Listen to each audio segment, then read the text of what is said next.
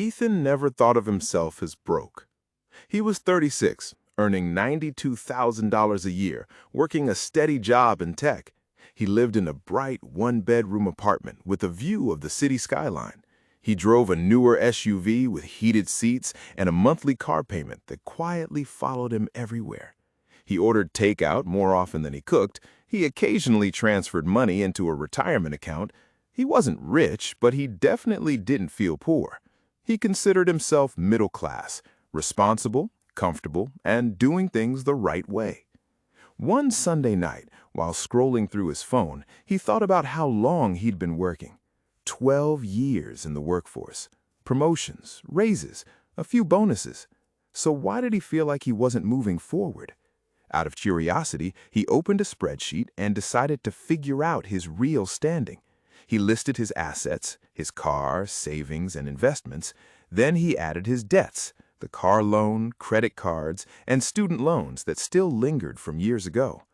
When he subtracted what he owed from what he owned, the number that stared back at him was $12,400. It wasn't bad, it wasn't great, it was just smaller than he expected. That number didn't ruin his night, but it did something else. It made him stop. Because the math told a different story than the lifestyle did. Ethan's life looked solid from the outside. His bills were paid, his resume looked good, and his friends often said, "You're doing well, man." He could afford dinners out, vacations, and small luxuries. In every visible way, he looked fine. But money doesn't judge you by how life looks. It judges you by what's left after the image fades. Ethan realized that for years he had been confusing income with wealth. He thought earning more meant he was doing better, but his spending grew right along with his paycheck. A raise meant a nicer phone. A bonus meant a better bed frame, new clothes, or a weekend getaway. He wasn't careless. He was caught in a common cycle, the cycle of lifestyle inflation. He hadn't built wealth because he'd built comfort. And comfort is a tricky illusion. It feels like progress, but quietly blocks it. There's an invisible wealth ladder. At the bottom, people are surviving. Above them, people are managing. One level up are the builders, saving, investing, creating stability. At the top are the free, people whose money works harder than they do. Ethan thought he was near the middle, but the numbers said otherwise. He was still standing on the lower rungs, balancing between stability and risk. His net worth was small compared to his income, and most of what he owned was tied to debt. The more he upgraded, the heavier the climb became. It wasn't the paycheck holding him back, it was the pattern. Every raise became a reward. Every promotion became permission to spend more, until the numbers quietly whispered, "You look rich, but you're not." The wake-up call didn't make Ethan panic. It just made him curious about what life would feel like if his choices built margin instead of image.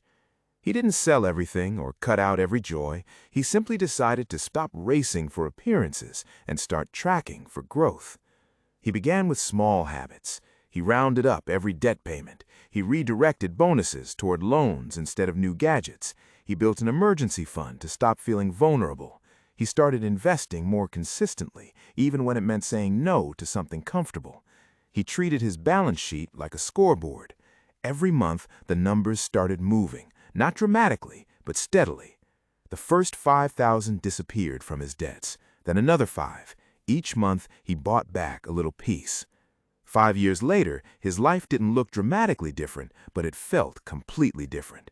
He still drove a good car, but it was paid off. He still went on vacations, but he paid in cash.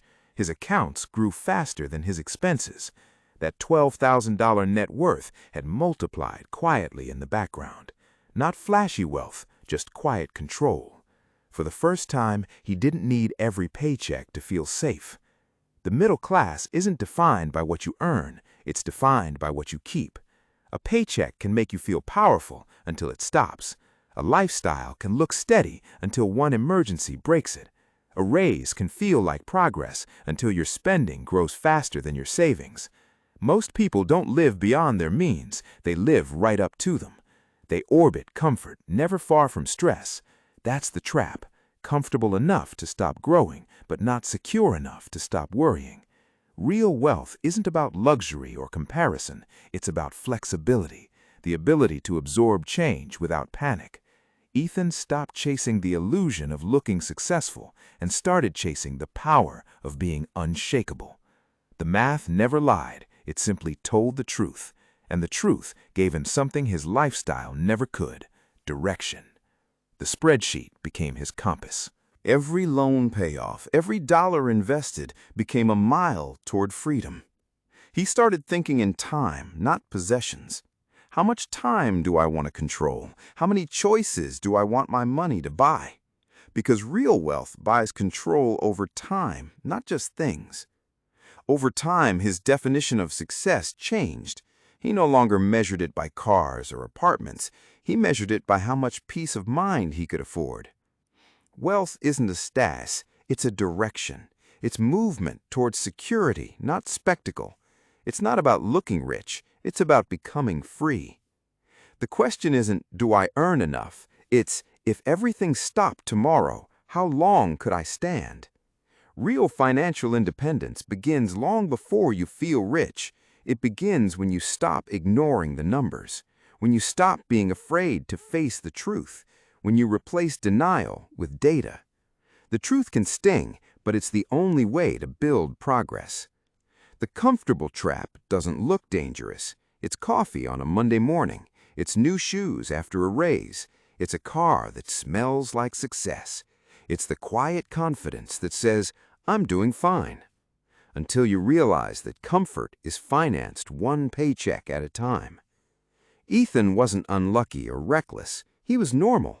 And normal is exactly why this story matters. Stability built only on income is fragile. Real stability comes from assets, low debt, cash reserves, and patience. When he opened his spreadsheet again, the number told a new story. It didn't just describe what he owned, it reflected who he had become. A man no longer driven by appearances, but guided by progress. You don't need to be rich to build wealth. You just need to stop mistaking income for success. The moment you do, everything starts compounding, financially and mentally. Every dollar you keep buys more than things. It buys freedom, resilience, and time. That's what Ethan built. Not fast, not perfectly, but intentionally. And the real win wasn't the number on the screen. It was knowing that from that day on, he was finally moving. Not toward comfort, but toward control. Because one number, the right number, can change your entire story.